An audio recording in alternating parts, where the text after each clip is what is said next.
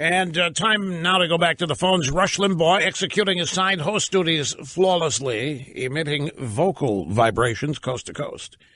We have Tom in Madison. Is that Connecticut? Great to have you on the program. Hello.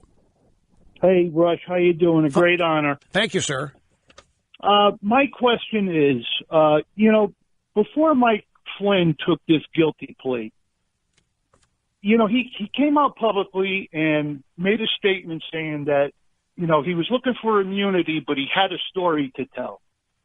Is it possible somehow that the special counsel, FBI, manufactured these charges to put a gag on him to shut him up? So that he couldn't speak and tell his story. I mean, if he has a story, he could have blown this thing wide open a long time ago. Well, he can still do that. I mean, there's nothing precluding him doing. Well, that. Maybe they gagged him. Maybe they gagged him with these charges. Well, and that's part of it. And I don't know. I don't know how to discuss what we don't know. What we have to speculate on. I think the Flynn thing is easily explained. I don't think there's any conspiracy afoot here at all. Obama hated the guy. He was a Defense Intelligence Agency head, and he was at loggerheads with Obama over foreign policy. Flynn did not approve of the pussyfoot foreign policy Obama had towards Syria and Russia and a bunch of North Korea. And Flynn's a tough guy. Flynn's a muscle guy. Flynn believes in flexing. Well, he's a big patriot.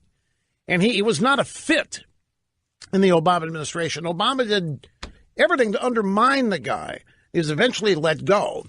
He was the earliest prominent. He and Jeff Sessions were the two earliest prominent supporters of great credibility of Donald Trump. And this guy was as exuberant and forceful and loyal to Trump as anybody on that campaign ever was.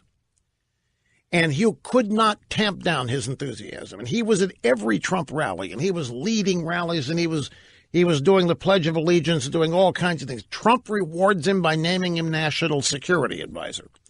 During the transition, Flynn has responsibilities, and that is to talk to our allies and enemies around the world.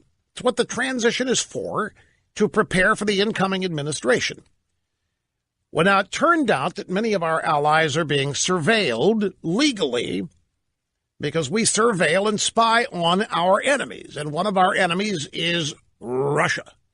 And they have a foreign minister, or had a fat guy by the name of Kislyak, who took everybody to lunch as often as 3 times a day. And we had a wiretap on this guy. And so anybody he talked to was overheard. Flynn was one of those people. Flynn was unmasked by Susan Rice or somebody in the Obama administration.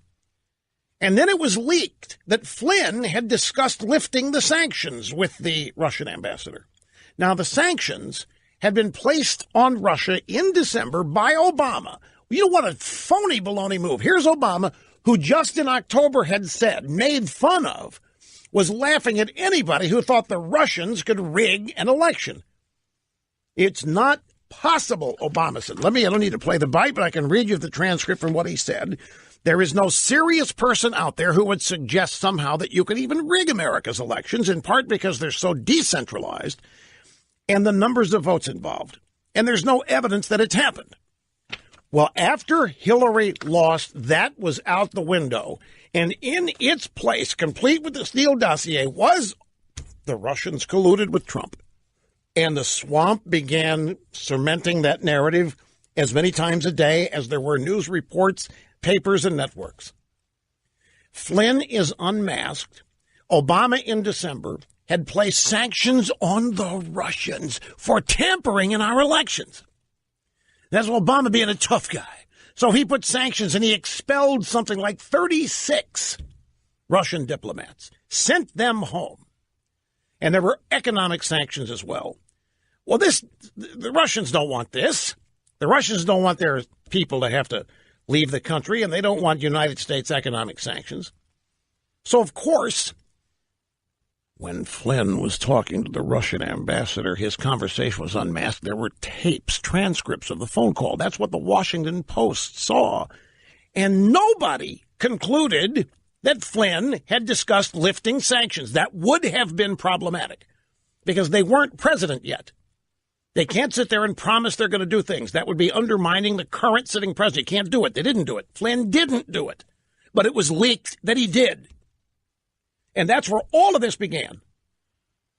Then Flynn made the mistake of not being forthright with Vice President Pence over some aspect of this, which caused Trump to have to fire him. But it was later learned, like last month, that Flynn had not lied, according to the FBI in that interview.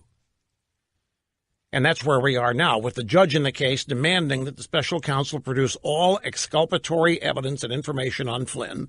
His sentencing has been delayed until May. It was supposed to be happening sometime next month. It's been delayed until May, and it's possible that this judge could vacate the charges because Flynn was not told, it appears, he was not told that the FBI didn't think he lied.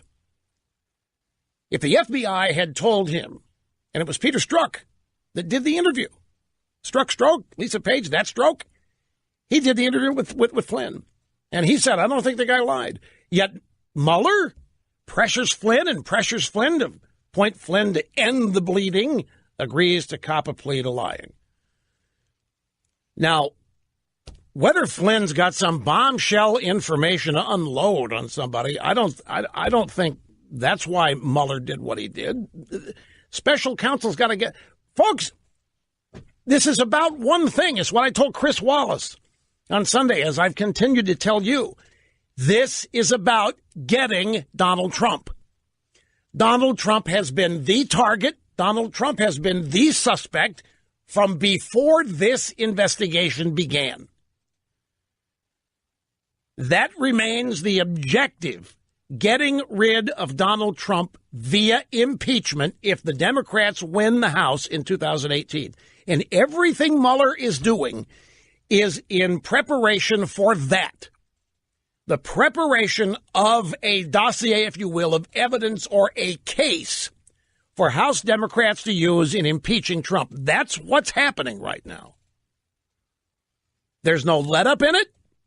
There's no slacking off in it. All of these chump change indictments of lawyers in London and Manafort and all this, they're going to be all part of a gigantic, voluminous report that Mueller, I don't think, is going to draw any conclusions from. He's going to leave it up to the House. He might recommend something, but there aren't going to be any official indictments because there's no crime here. There is no crime. Mueller is not pursuing a crime.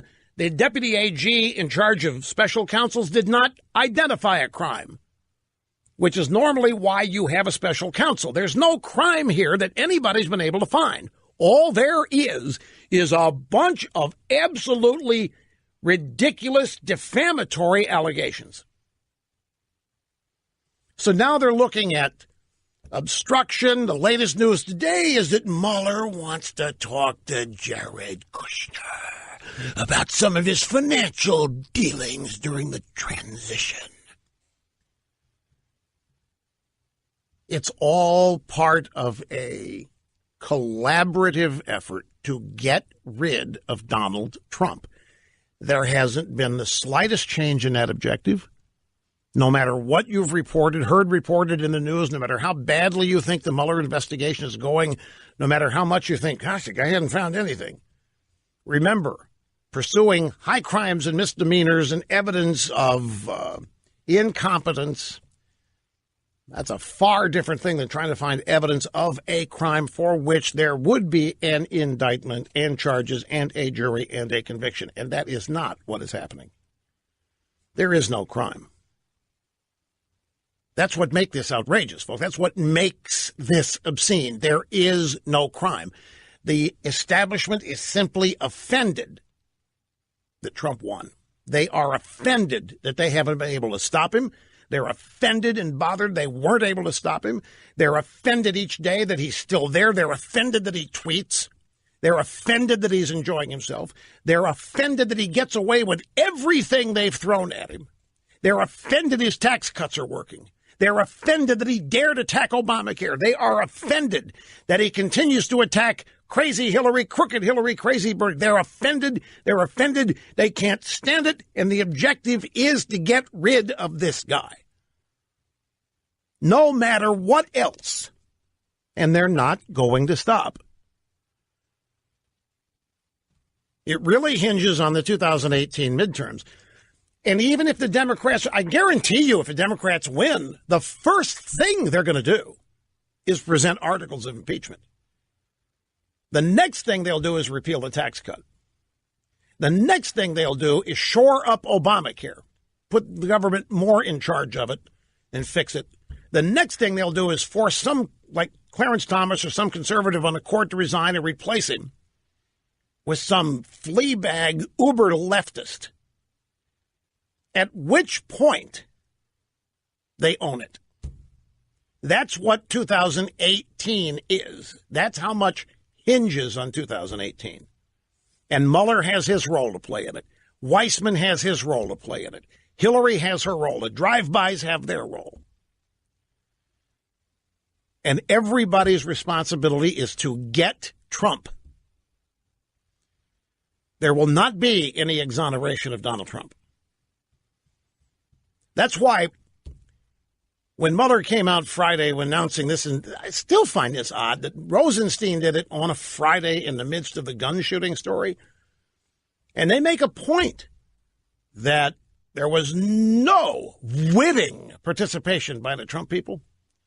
And there was no evidence the Russians had a thing to do with the outcome of the election. Did the investigation end after that? No, it didn't. Why, there were a couple of indictments that followed that. This lawyer from Skadden Arps in London. And I think an indictment where there will never be a trial is merely the presentation of a public relations case. And I think the objective was to get Trump running to the nearest camera and proclaiming his vindication. I think what they wanted Trump to do was go out and basically give every bit of credence he could to this investigation because it had exonerated him. Do you see what the special counsel said? I had nothing to do with it. There wasn't any collusion. They got nothing. It's a great investigation. It's the best investigation it's ever been. You can trust what they say. And then 6 months from now, here comes another indictment that names Trump. And Trump's on record as having endorsed this investigation as the best investigation ever. This is why I said on TV Sunday he should be very careful. Because every day is a trap for Trump. Every day is a trap. Every day, somebody somewhere in the swamp, in the establishment, is laying a trap. This school shooting story and the aftermath and what's being done, promoting the students in their gun-free zone and their protests, it's a trap. Every day, Trump is faced with countless traps. And they think they're going to get him one of these days with all these tweets. When they say they wish he would stop, they hope he continues because they think he's going to one day tweet something that's going to blow it all to smithereens. That won't happen because Trump can't destroy himself that way. If Trump wants to end it, then Trump should announce amnesty for illegals and then resign. Because that would effectively be the same thing. Quick time, that's the only thing. Well, it's not the only, but if